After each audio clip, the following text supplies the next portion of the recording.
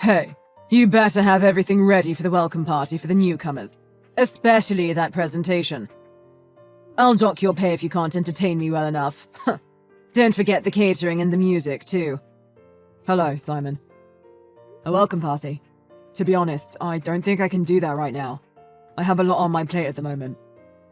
I also think we're not really in a good position to welcome anybody at the moment. What are you talking about?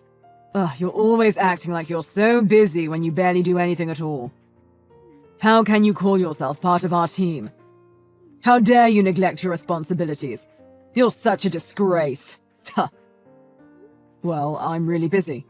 You should know how busy I am, since you're the one giving me most of my work. And we haven't been getting as many sales as we'd like to, have we? That's your responsibility as the salesperson, isn't it? You're supposed to be going out every day to make sales, aren't you? What on earth are you doing? You're just probably slacking off somewhere, aren't you? What, are you sneaking around with some girl while you're on the clock? Of course not. I'm making sales in my own way. But if I'm the only one doing it, there's a limit to how much I can do. I can't do 5 things at the same time. So, in other words, it is your fault. It's your fault that work isn't going well. If you can't get the preparations for the welcome party done, that just means you don't know how to arrange your schedule properly. I'm sorry about that. I'm trying really hard to balance everything. But I'm also working during the time I'm supposed to have off. I don't mean to be rude, but you also don't really go out to make sales either, do you? You're always in your office. Does that mean you're doing well? Obviously. I don't even pay too much attention to my sales numbers.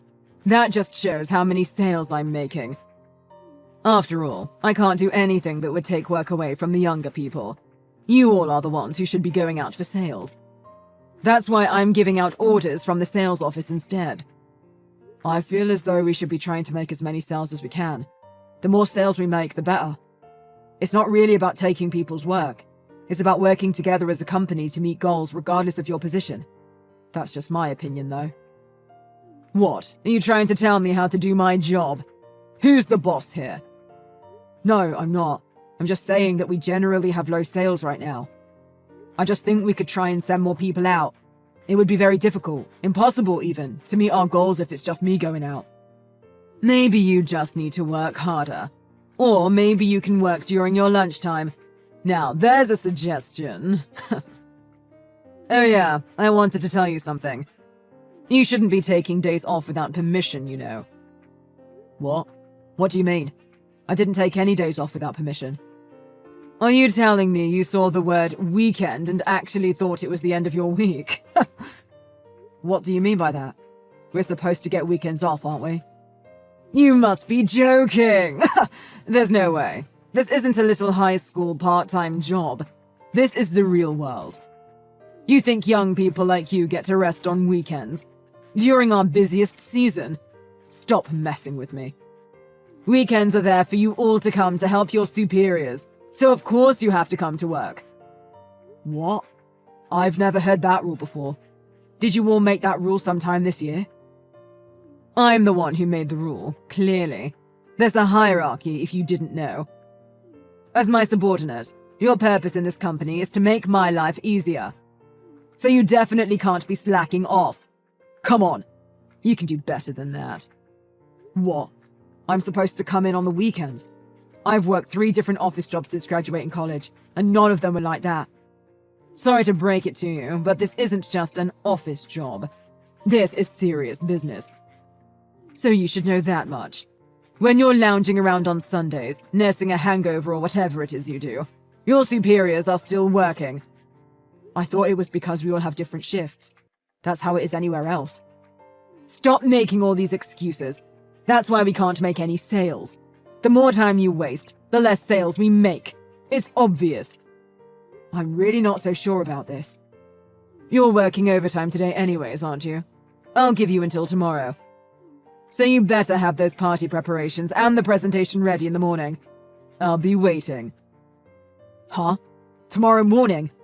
I'm not sure if I can do that, if I'm being honest. It's already almost 5 p.m.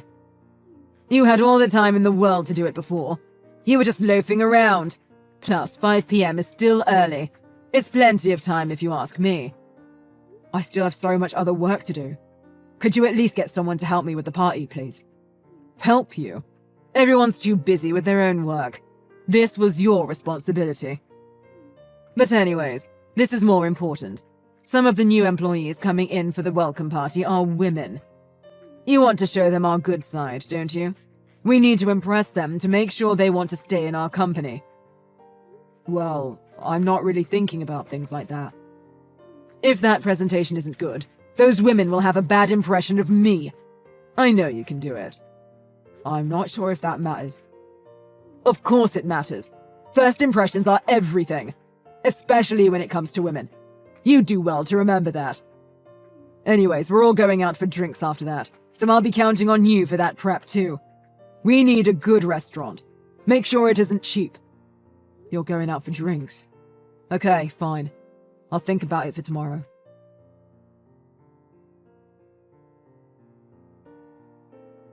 Hello, Alex.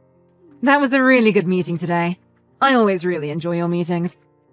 You did an amazing job, and that presentation was top-notch. I was really impressed.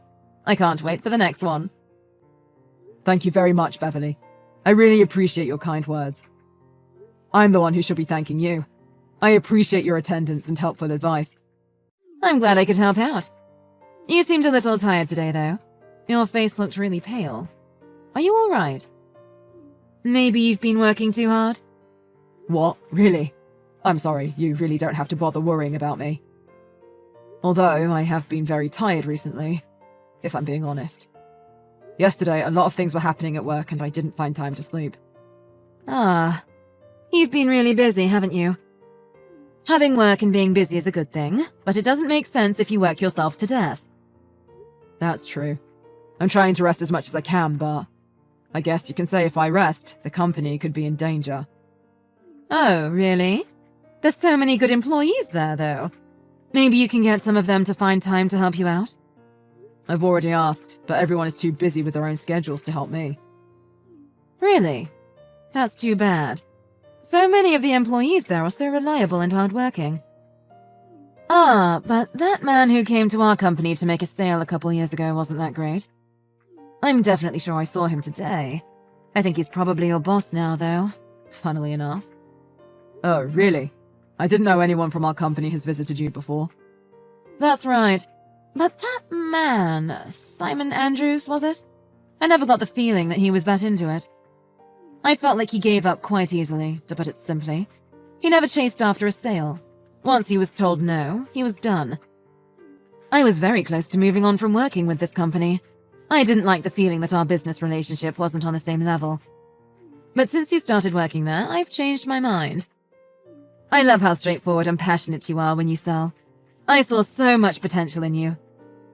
Well, thank you so much, Beverly. Hearing that from you makes me feel a lot better. It sounds like your current company is too harsh. Plus, you said the business situation isn't looking too good. Would you be interested in working for my company? I feel like you could be a valuable asset to our team. Our workload is probably a little bit heavier, but we have 4-day weeks and plenty of vacation. So you shouldn't ever have to worry about overworking yourself.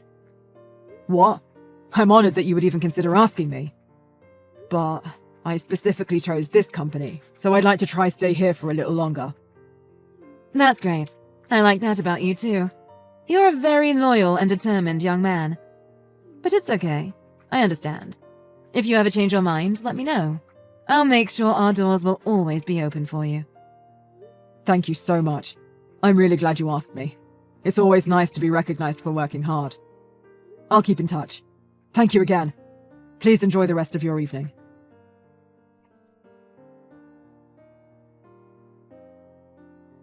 Hey, slacker. Did you have fun relaxing and forgetting about your responsibilities? I hope you're looking forward to coming in this morning. I sure am. Simon, I don't understand what seems to be the problem. I wasn't slacking off. I had to go to the hospital for a stomach ulcer. I told you multiple times. I'm coming back today, so I will see you later. I'm sorry for causing any trouble. That's all you do.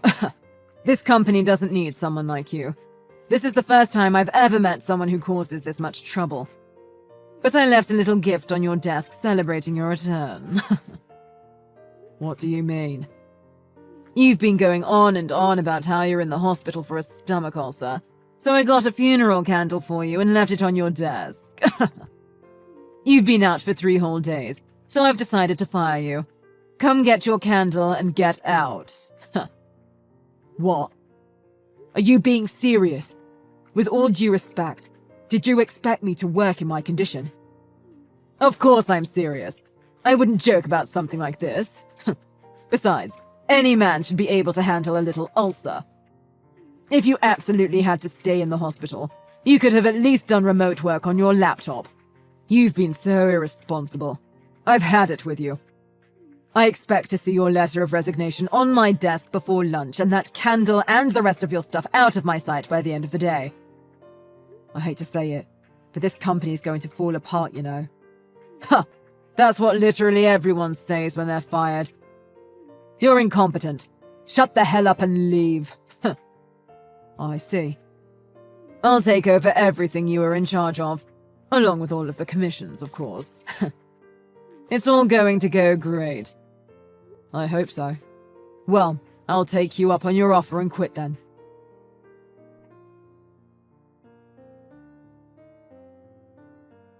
Alex, what are you trying to pull? Ever since you left, this place has been falling to pieces. This is all your fault. My fault? What are you talking about? I'm pretty sure I told you very clearly things were going to fall apart if I left. But you clearly didn't believe me and foolishly thought you could turn this company around on your own. I didn't think you were serious. You should have told me sooner. I've made a terrible mistake. I take everything back. You have to come back and fix this mess. I didn't find it necessary to go into details. After all, you were deliberately trying to take credit for my work and steal my commissions. It wouldn't have been fun for me if I told you everything. Well, I didn't know we were so close to bankruptcy. The companies you were in charge of were just barely keeping the business afloat, and now that you're gone, they've ended their contracts. I don't understand. Why won't they do business with me? What did you tell them? All of the companies were amazing, so if you were a decent person, I'm sure they would have kept the contracts. I think that attitude of yours is the problem here. You think you're better than everyone else. Like, what is up with that? Huh. I'm the one with the attitude problem. Listen to yourself.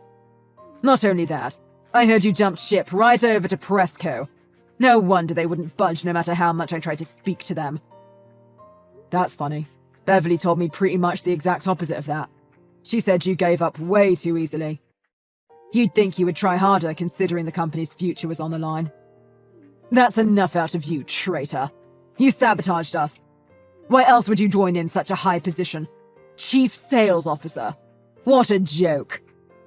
I guess it's because I'm an excellent worker. Get over yourself. You must want me to tell them how many times you used your sales time to fool around. Tell them anything you want. I don't think they'd believe anything you said anyways. But for real though, Beverly saw how hard I work and offered me a position even before you decided to force me out. What? They lured you away from us? They're not allowed to do that. That is not the case. At first, I declined the offer. But when you told me to quit, I couldn't believe it. It didn't matter how hard I worked. Everything would have just been taken from me. Nothing I did was good enough for you. Okay, fine. I admit you did a decent job while you were here. But since you left, business has taken a nosedive and now we're bankrupt. So, tell them to hire me too. I can't work here anymore. Excuse me? You think that's the type of attitude to have when begging someone for something? Absolutely not. You never spoke to me like this before. You were always so passionate about your job. What happened to you? Oh, where is this sudden flattery coming from? My passion for sales hasn't changed, but in terms of work, I don't want to be involved with you anymore. So I have no reason to pretend to be all polite to you anymore. What did you say? Just because you got hired by a good company, you think you're all that? Just watch. I'll get myself hired by an even better company. I'll make you eat your words, you little brat. Really? I'd love to see you try. I don't think you have a chance with any of the companies in this area, though. What's that supposed to mean? Well, Simon, You're becoming quite famous around these parts. In a bad way, though. What? What are you talking about? I haven't done anything wrong. It's a good thing the company was going bankrupt anyway, or I imagine the lawsuits would have done them in. You tried to force yourself onto one of the new women after happy hour, didn't you? Another employee got everything on video, and she said she was going to file a report to the police. What? What the hell?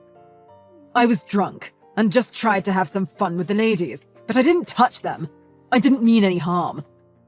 If you think anyone's going to believe those lame excuses, you're sadly mistaken.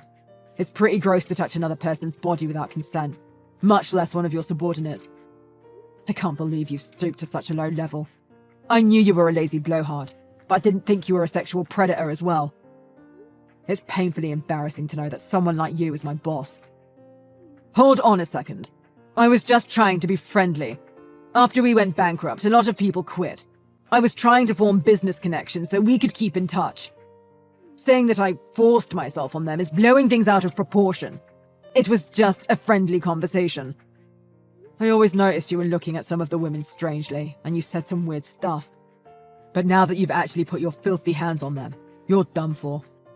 I said that's not what happened. The video footage we have as evidence speaks for itself. The only thing you might be left with is a criminal record, but those ladies will always have those emotional scars you gave them. I hope you never forget that. Wait, don't call me a criminal. It's not like I killed anybody or anything. But you are a criminal.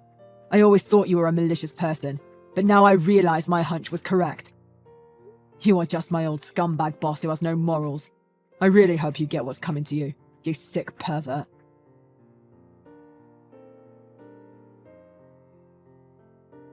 After that, there was a local news report about Simon.